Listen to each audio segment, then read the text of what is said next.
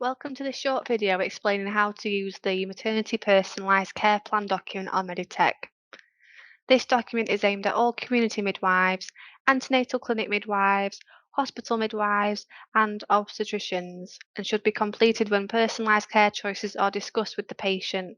The gold standard is that this is discussed and recorded at each care contact, for example, triage, antenatal day unit, community midwifery appointments, presentation to Labour Ward, Warncliffe or Greenoaks Antenatal Clinic. This is a standalone document in PCM called MAT PCP. You can see it here in the middle of the screen, highlighted in green. It is advisable to add this document to your favourite list, as you'll be using it very frequently with the patients. This document gives you the opportunity to review and discuss a patient's preferences for the antenatal, birth and/or postnatal periods at every care contact. Patients will benefit from this, as this means they will have a thorough personalised care plan that has been regularly reviewed, discussed and amended as required, which will follow them through their pregnancy journey with maternity services. This also means that patients aren't needing to repeat themselves and their preferences.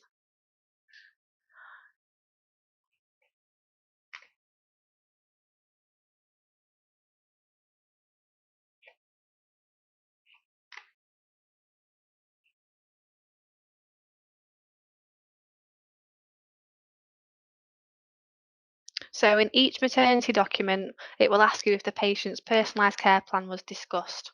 Examples of these are in the triage document, in the antenatal day ward document, and in some documents used in Greenoaks.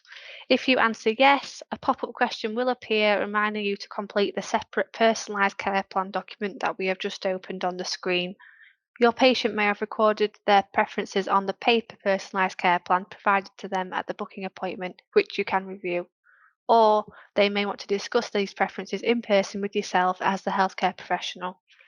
After this discussion, you need to evidence that this discussion has occurred and the details of the patient's preferences with their consent. So, as you can see, the personalised care plan document is broken down into 5 different sections. So we've got PCP details, place of birth, personal concerns, advance statement and personal comments. The PCP detail section at the start asks you to outline the type of plan discussed, so antenatal, birth or postnatal. You can select more than one option here. For example, if birth and postnatal plans are discussed, both can be selected. The boxes underneath are where the details will be described. So I've clicked birth and postnatal, so I will open up this box and type in the details of the birth plan preferences. It is really important here that we put the date, time and name when adding any details to the individual text boxes.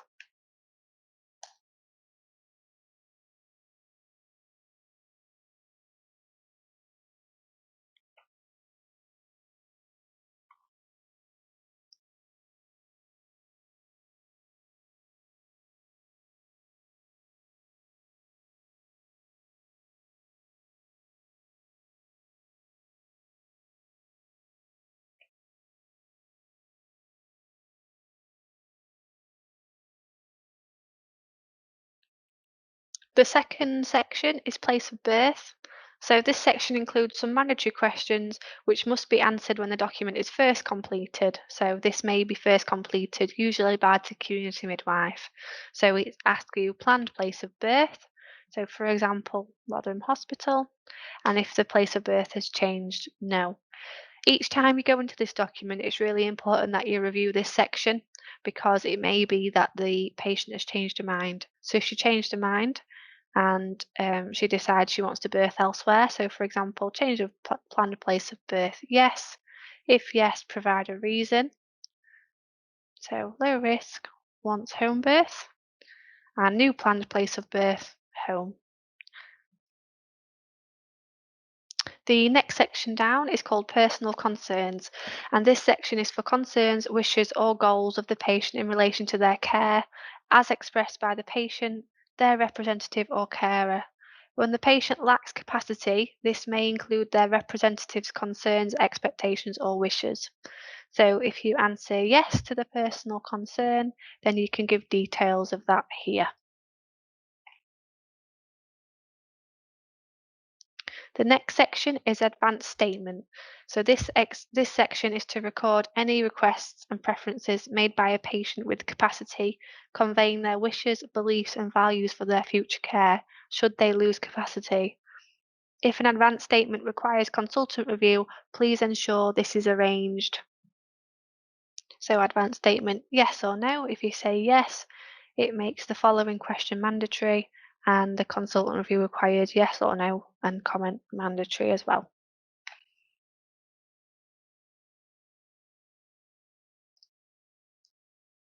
And finally, the last section is personal comment section, which allows any other comments to be added, the date the comment was entered and shared, who recorded the comment and what relationship they are to the patient, and the details of the personal comment.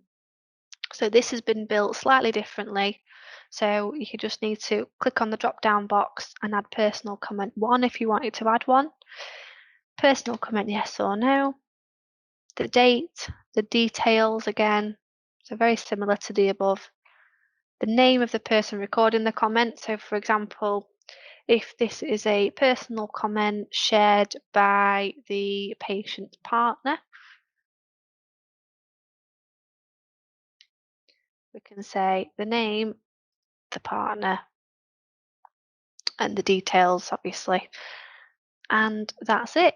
Once the document is done and you're happy with that, you just click View and Save. This document has been created to follow the patient through her journey. So all the data you have input today should be there at her next visit for the next healthcare professional to add or amend if the patient changes her mind. Thank you.